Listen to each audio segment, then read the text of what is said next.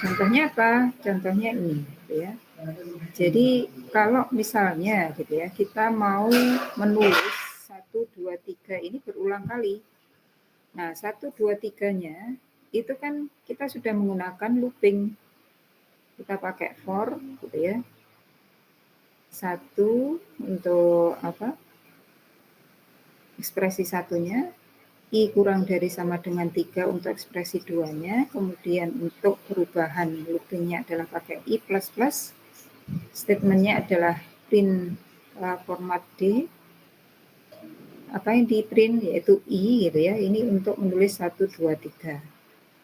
Nah kemudian ternyata memang kita mau mengulang looping yang sudah ada di dalam ini sebanyak beberapa kali gitu ya. Nah, loopingnya membutuhkan input dari user. User apakah ingin mengulang gitu ya. Kalau dia ingin mengulang, kita tangkap di dalam variabel jawab ini, maka kita menggunakan do while gitu ya. Jadi do while itu kenapa kita menggunakan do while? Karena memang do while itu kan minimal 1 kali dilakukan gitu ya. Kalau kita mau menulis ya minimal 1 kali dilakukan. Kita bisa menggunakan do while. Nah, selama dia jawabnya iya, maka dia akan mengulang ini. Begitu dia menjawabnya bukan Y, maka dia akan keluar dari looping dan selesai gitu ya. Jadi selesai ditulis seperti ini. Jadi inner loop-nya menggunakan for, outer loop-nya menggunakan do while. Bisa dipahami? Ada yang ditanyakan? Bisa, Bu. Bisa, Bu. Oke.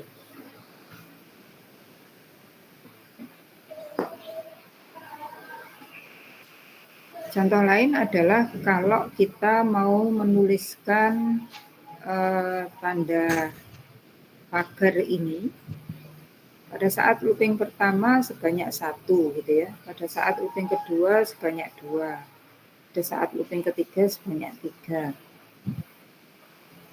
Maka loopingnya adalah seperti ini, for J sama dengan 1 sampai J-nya itu adalah sama dengan 3, atau selama J-nya kurang dari sama dengan 3, ekspresi 3-nya J++, apa yang dilakukan? Nah ini yang perlu hati-hati ya. Jadi batas akhir dari loopingnya itu kalau yang inner loopingnya itu adalah kurang dari sama dengan J. Artinya kalau J-nya 1 dia 1 sampai 1 atau 1 kali gitu ya. Kalau J-nya 2, 1 sampai 2, 2 kali. Kalau J-nya 3, 1 sampai 3. Ya, jadi batasnya ini itu bisa 3, kalau 3 apa? Nulis apa? Tanda pagarnya sebanyak berapa? Kalau 3? 3 kali, Bu. 3 kali, Bu. Ya, 3 kali. Jadi setiap barisnya 3 kali. Kalau ini pakai J, berarti setiap barisnya itu sesuai dengan nilai J-nya. Oke ya, itu bisa dipahami ya. Jadi ini kalau ditelusuri pada saat J-nya 1, apakah J-nya kurang dari sama dengan 3? Kalau true, maka dia akan menjalankan baris ke-7. Ini akan di looping. Looping pertama di I, selama I-nya kurang dari 1, maka ditulis pagar. Itu I-nya sama dengan 2, dia keluar dari looping gitu ya. Kemudian J-nya di increment sehingga J-nya menjadi 2. Nah, terjadilah outer looping-nya iterasi kedua. Karena sudah berubah menjadi 2, dia memenuhi ekspresi kedua, maka baris ke-7 dilakukan. Maka ini dilakukan sebanyak 2 kali, menulis pagar. Ketika I-nya di akhir setelah looping kedua itu I-nya berubah menjadi 3, maka dia akan keluar gitu ya dari looping. Kemudian J-nya di increment. Ya, J-nya di increment jadi 3. Maka ketika dicek J-nya apakah kurang dari sama dengan 3, true, maka baris ke-7 dijalankan. Nah, ini dilakukan sebanyak 3 kali penulisan pagar. Iterasi keempat, 4 kurang dari 3, false, gitu ya. Kemudian baris ke-10 dilakukan, print F enter, kemudian J-nya diincrement jadi 4. Begitu 4, dia sudah nggak memenuhi pada ekspresi kedua dari looping J, sehingga dia akan keluar dari looping. Gitu ya. Sampai di sini ada yang ditanyakan? Izin Bu, sementara belum ada Bu. Mohon maaf Buntin. Menurut ini saya penjelasannya terlalu cepat Bu. Bisa dipahami tapi? Bisa dipahami enggak? Bisa Bu, cuman agak bingung ini Bu. Ya, jadi program ini itu menulis tanda pagar sebanyak, kalau pada baris pertama sebanyak 1, kalau pada baris kedua sebanyak 2, kalau baris ketiga sebanyak 3, gitu ya. Maka perintahnya seperti ini. Jadi nanti kan kalau pada saat J-nya itu sama dengan 1, maka di sini kan batasnya pakai J ya. Kenapa? Supaya kalau J-nya 1, loopingnya supaya cuma terjadi 1 kali. Kalau J-nya 2, loopingnya 2 kali. Kalau J-nya 3, loopingnya 3 kali.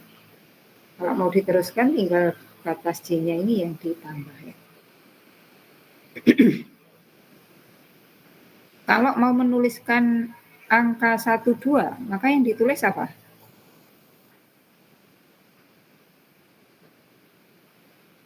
Kalau di sini 1, ini 1, 2, ini 1, 2, 3. Yang ditulis apa? Yang ditulis di sini apa?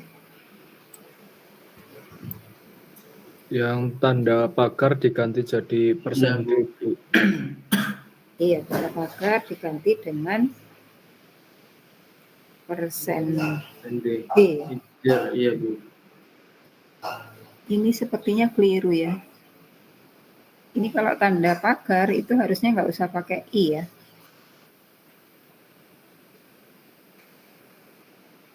Oke. Permisi Bu Entin, izin bertanya. Ye. Untuk yang slash T itu fungsinya untuk apa Bu?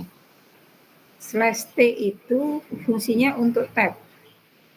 Jadi supaya nggak dempet-dempet, dimenjorokkan ke sesuai dengan tabnya berarti 8 spasi ya standarnya ya. Jadi Baik Bu, terima kasih. Kalau spasi itu pakai apa? Ya spasi aja ya. Kalau spasi kan cuma 1 spasi ya. Ini tab itu 8 spasi. Ada lagi yang ditanyakan? Silakan tanya biar ngerti.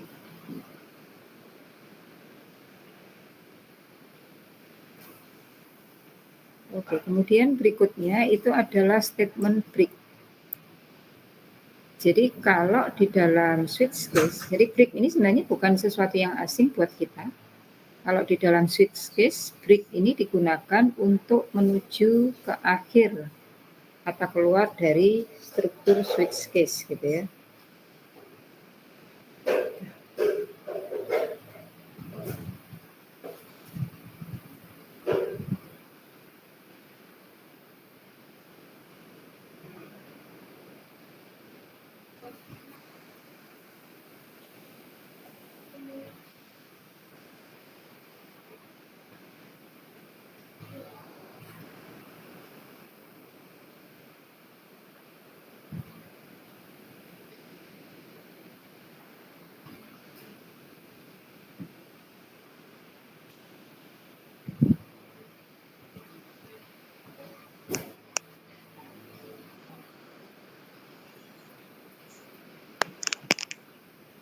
Jadi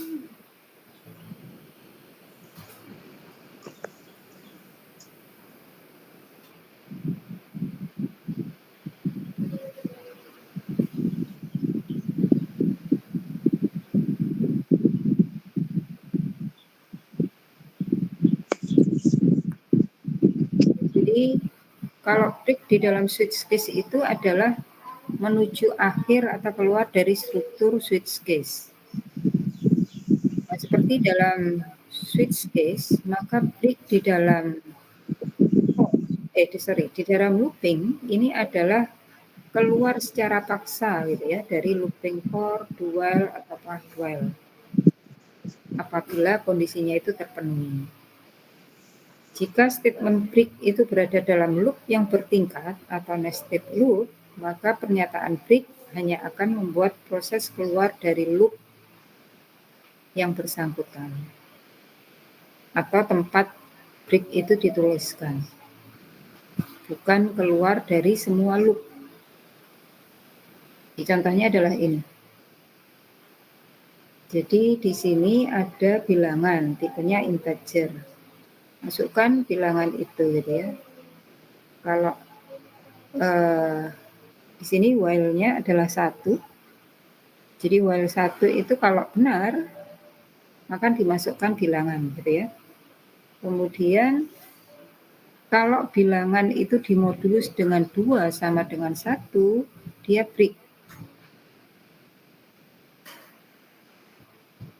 Gitu. Break itu keluar. Jadi keluar dia jadi keluar dari looping. Keluar dari loopingnya itu kalau bilangan genap yang diinputkan. Bilangan ganjil ya, bilangan ganjil. Kalau sama dengan 1 itu berarti bilangan ganjil. Jadi nanti misalnya dimasukkan 10, maka akan ditulis bilangan yang dimasukkan adalah 10. Kemudian while-nya tetap true atau 1 itu true ya. True, maka masukkan lagi bilangan bulat, tangkap sebagai bilangan. Misalnya 12 dimasukkan, maka kondisi ini nggak berlaku. Jadi break itu biasanya di dalam looping dan ada kondisinya seperti ini, ada if-nya.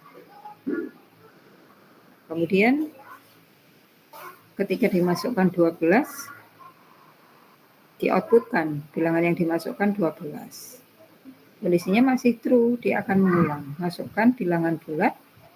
Ketika dimasukkan 13, dia masuk di dalam kondisi ini. Sehingga dia break gitu ya. Dia break itu keluar dari looping. Maka baris di bawahnya itu tidak dilakukan.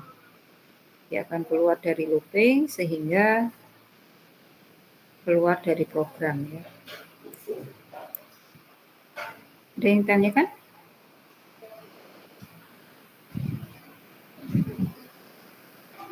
Belum, Bu. Ya. Jadi kalau break itu keluar secara permanen dari looping ya. Nah, itu nanti beda dengan kalau continue. Jadi kalau ini juga sama. Jadi kalau ini adalah menulis dari 10 sampai 30. Kemudian perubahannya adalah sebanyak 4. Ditambah 4 tambah 4 gitu ya. Nah, kalau I-nya di modulus 6 sama dengan 0 atau kelipatan 6, dia akan keluar dari looping. 10 tambah 4, 14 gitu ya. Kemudian ditambah 4, 16. Nah, 16 di print. 18. 18 di print. 18 habis dibagi 6 sehingga keluar dari looping. Nah, ketika di bawahnya ada break, maka dia keluar dari loopingnya. Jadi statement break itu digunakan pada baris ke-9. Kalau I-nya habis dibagi 6, dia akan keluar dari looping secara permanen ya. Sudah keluar dari looping. Nah, ini adalah program untuk menuliskan seperti ini ya. Kalau dia bilangan genap, dia hanya dituliskan sebanyak 4 kali.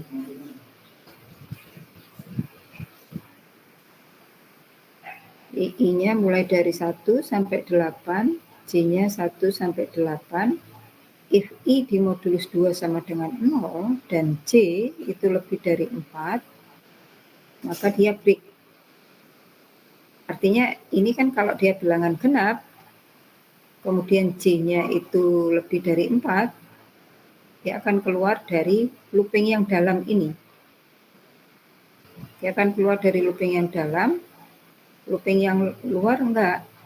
Jadi pada saat I-nya 1, J-nya 1, maka dia memenuhi, dia enggak memenuhi ini. Kemudian J-nya 1 ya. Dia enggak memenuhi ini, sehingga ditulis 1 gitu ya. Kemudian J-nya di increment 2, ditulis I tetap 1. 3, 4, 5, 6, 7, 8. Selesai, masuk ke I-nya sama dengan 2.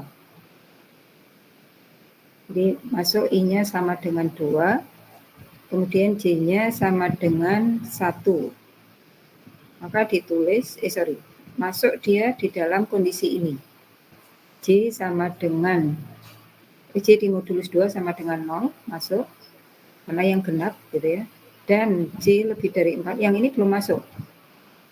Sehingga ditulis 2. J-nya di increment 2, ditulis lagi 2. J-nya di increment 3, ditulis lagi 2. J-nya 4, ditulis lagi 2. J-nya di increment 5. Nah, dia memenuhi ini dan memenuhi ini. J-nya kan tadi 5 ya, sudah lebih dari 4. Maka break, dia keluar dari looping ini, I-nya di increment jadi 3. Pada saat I-nya 3, maka ditulis sebanyak 8 kali sesuai dengan J, karena nggak memenuhi ini. Nah, pada saat I-nya 4, nanti ketika J-nya itu lebih dari 4, maka dia break.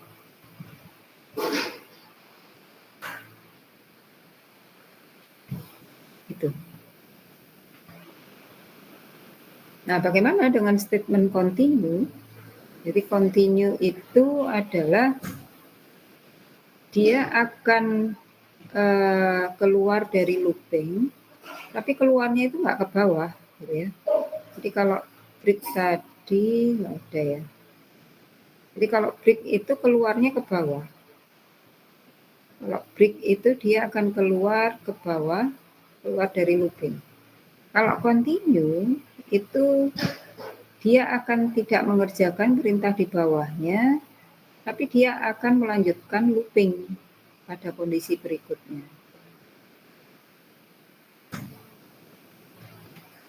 Gitu ya. Jadi digunakan untuk mengarahkan eksekusi ke iterasi berikutnya pada loop yang sama. Nah, ini bisa digunakan pada do while dan while. Pada while dan do while menyebabkan eksekusi menuju ke pengecekan continue condition atau kondisi berikutnya ya. Jadi contohnya adalah ini. Ada jawab, kemudian masukkan bilangan bulat, ini sebagai bilangan, tangkap sebagai bilangan. Kalau bilangan itu di modulus 2 sama dengan 1, maka dia continue. Artinya dia tidak akan melakukan yang ada di bawahnya.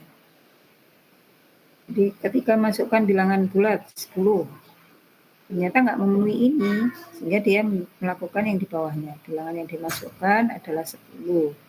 Apakah ingin memasukkan lagi? Ya, gitu ya.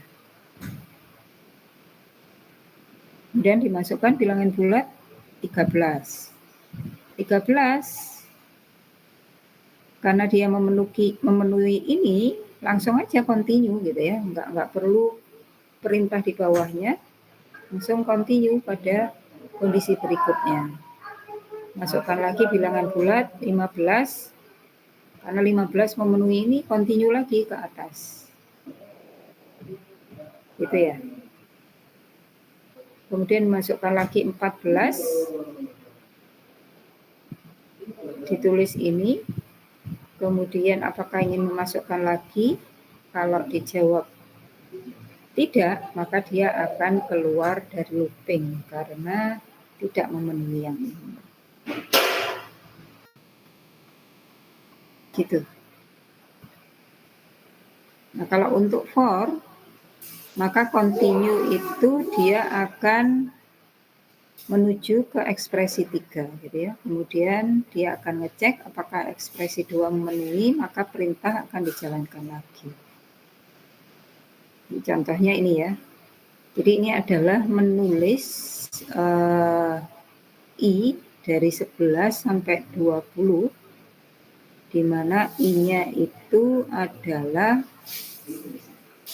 bilangan ganjil.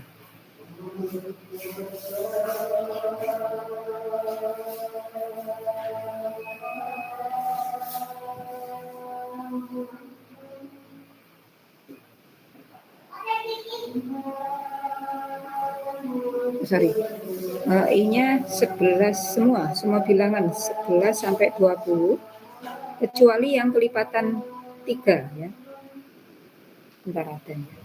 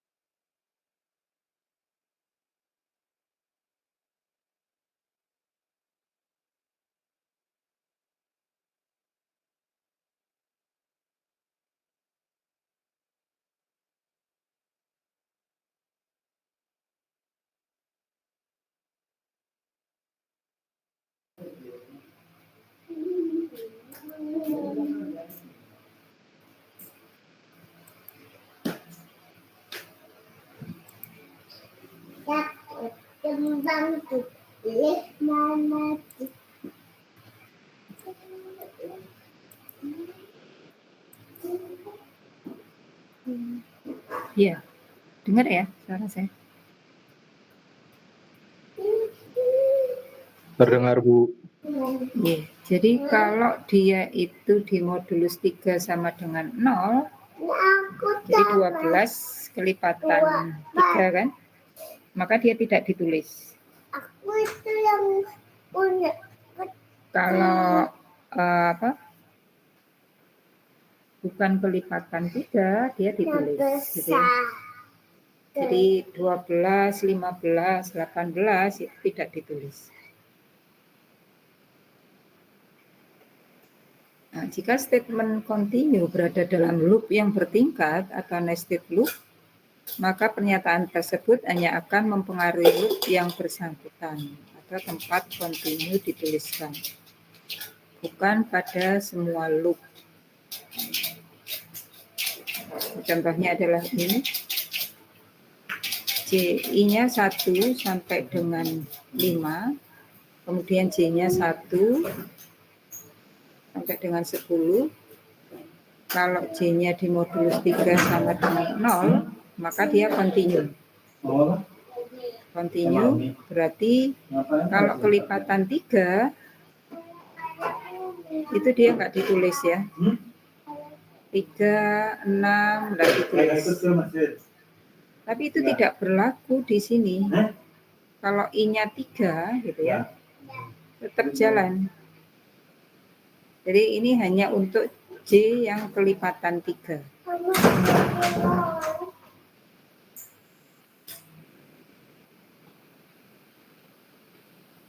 Bisa dipahami?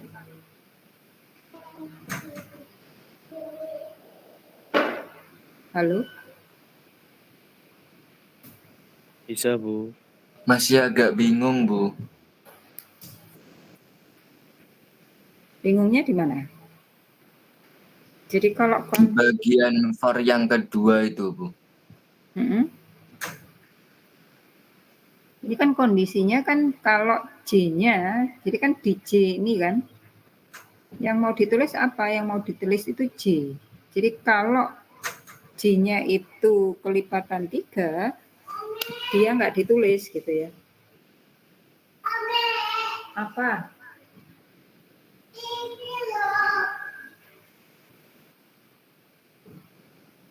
Berarti itu menampilkan semua bilangan kecuali bilangan yang kelipatan 3 ya, Bu? Sampai Iya. 10. Iya.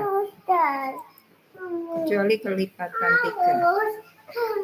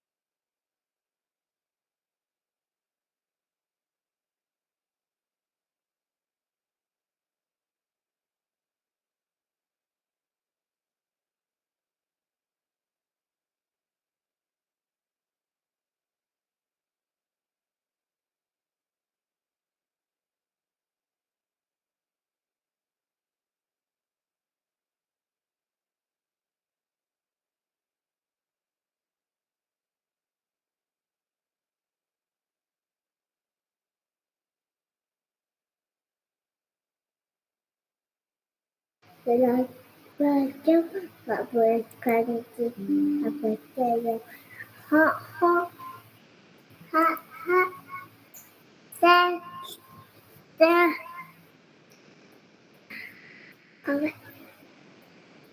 kaki kakak kan Jadi ini menulis 1, 2, dan seterusnya kecuali kelipatan 3.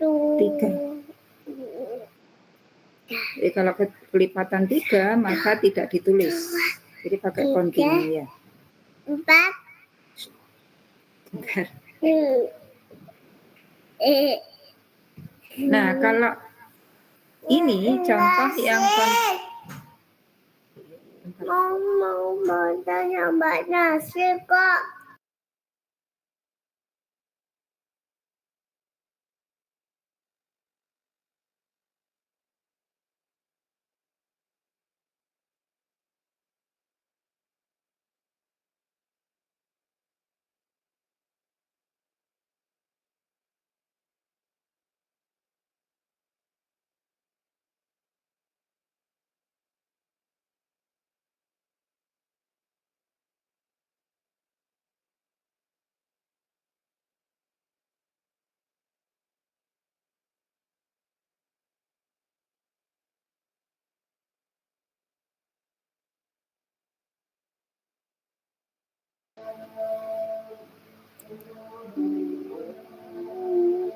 Kotor itu kotor dalamnya. Jadi ini adalah contoh di mana kontinunya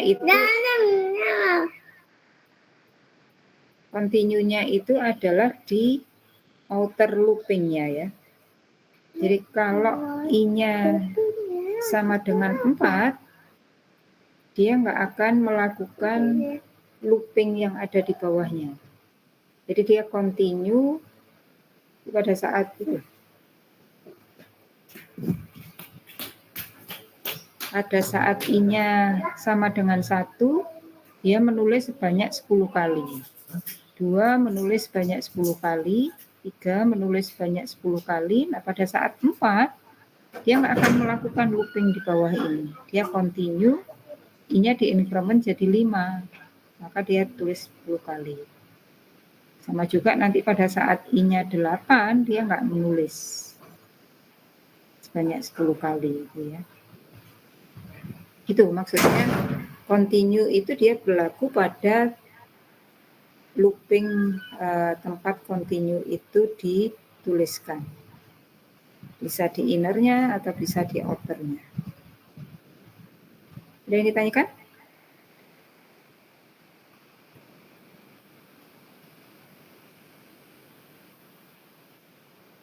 Kemudian kalau exit itu dia keluar gitu ya dari program secara keseluruhan. Kalau break itu tadi keluar dari looping secara keseluruhan. Kemudian kalau continue dia melanjutkan looping tapi pada kondisi berikutnya. Kalau exit itu keluar dari program secara keseluruhan. Jadi kalau seperti ini exit, maka dia akan keluar dari program. Jadi keluar dari looping ini tidak akan ditulis gitu ya. Tapi kalau pakai break, dia akan keluar dari looping aja. Perintah yang ada di bawahnya ini masih ditulis. Seperti ini outputnya.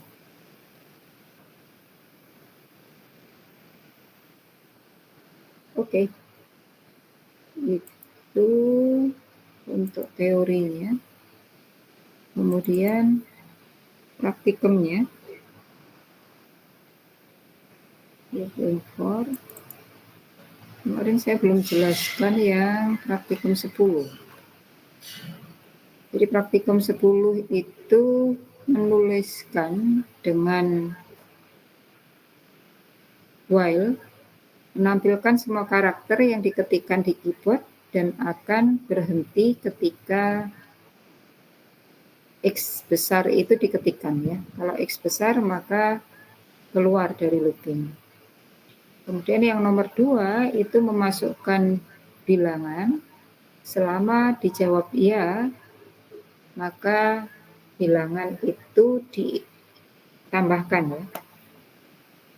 Ini kan 5. Jadi ada sebuah variabel nantinya time sama dengan 0, begitu diinputkan 5, time sama dengan time ditambah bilangan yang diinputkan ini ya. Nah, nanti ditampilkan hasil penambahannya dari yang diinputkan. Kemudian yang ketiga itu adalah dari bilangan yang diinputkan ini dicari nilai maksimumnya, nilai minimumnya, sama rata-ratanya. Kalau rata-rata kan nanti ada variabel yang dia diinkremen setiap ditambahkan data gitu ya. Rata-rata itu adalah jumlah totalnya dibagi dengan jumlah data. Nah, kalau maksimum itu nanti ada sebuah variabel max gitu ya. Di set awalnya 0.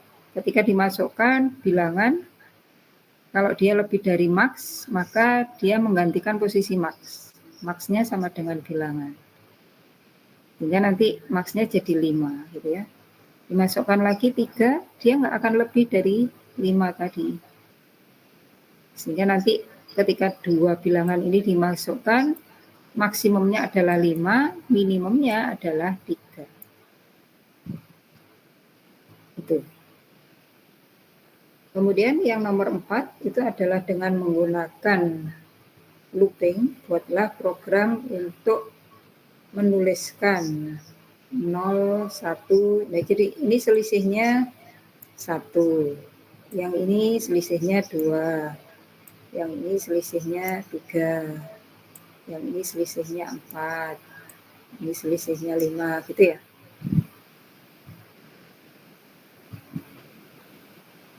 Jadi selisihnya ditambahkan 1, nah dia ditambahkan pada bilangan tersebut. Nah, kemudian nomor 5 ini nanti yang akan ini ya. Ada soal nomor 3 ini salah, bukan soal nomor 4, tapi soal nomor 5. Jadi gunakan while pada program yang digunakan untuk menghitung banyaknya karakter dari kalimat yang dimasukkan melalui keyboard. Untuk mengakhiri pemasukan, maka tombol enter itu ditekan.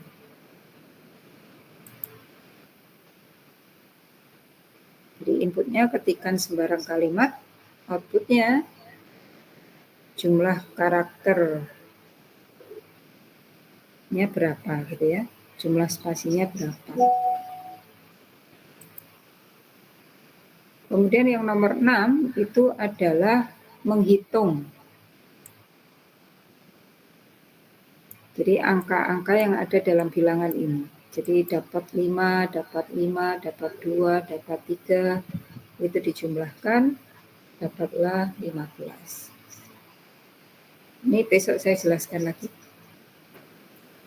Ada yang ditanyakan? Sementara belum, Bu. Oke, besok insya Allah saya jelaskan. Bu, Berarti saya besok izin boleh tahu, bertanya Bu. lagi, Bu.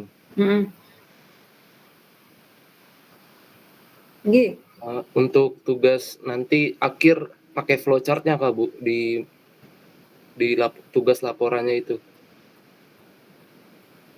Yang meringankan aja. Kalau misalnya mau pakai algoritma juga nggak apa-apa. Oh iya ya, oke Bu. Makasih Bu. Iya, sama-sama. Mohon maaf, Bu. Mm-mm. Apa tugas akhirnya sudah keluar, Bu? Laporan resmi maksudnya. Oh, gitu. Ya sudah, Bu. Terima kasih, Bu. Iya.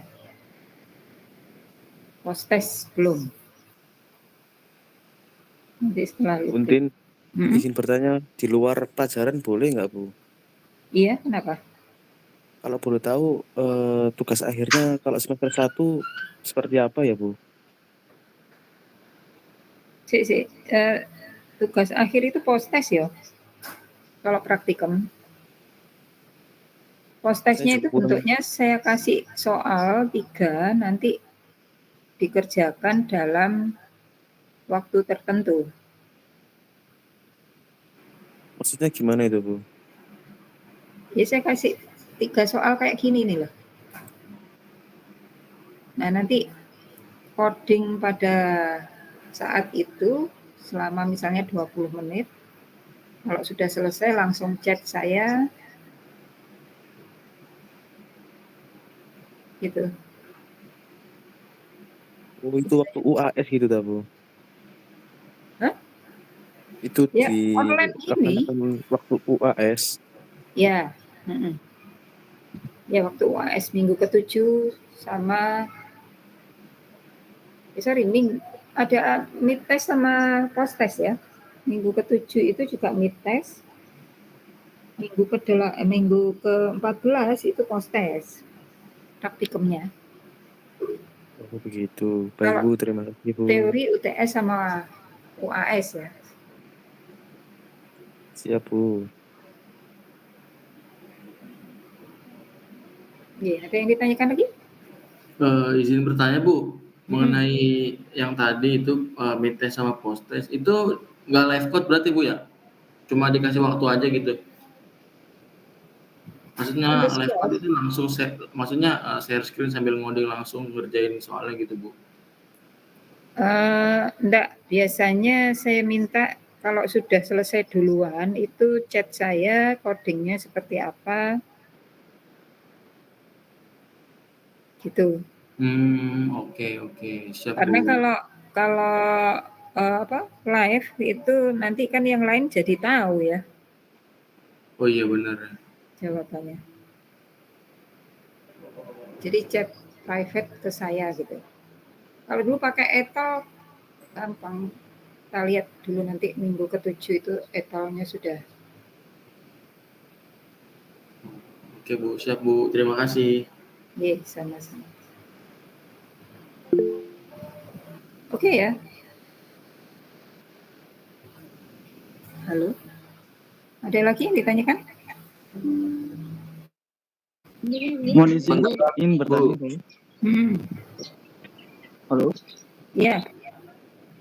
Ini bertanya, Bu, terkait hasil pretest atau post testnya itu nanti akan diberitahukan skornya atau bagaimana ya, Bu, terkait konsep penilaiannya? Iya, nanti saya kasih tahu. Iya, nanti saya kasih tahu nilainya. Oke? Baik, Bu. Terima kasih. Oke, sama-sama. Oke ya, kalau sudah nggak ada yang ditanyakan, saya akhiri, kita ketemu besok. Ya, saya akhiri. Assalamualaikum warahmatullahi wabarakatuh. Waalaikumsalam warahmatullahi wabarakatuh.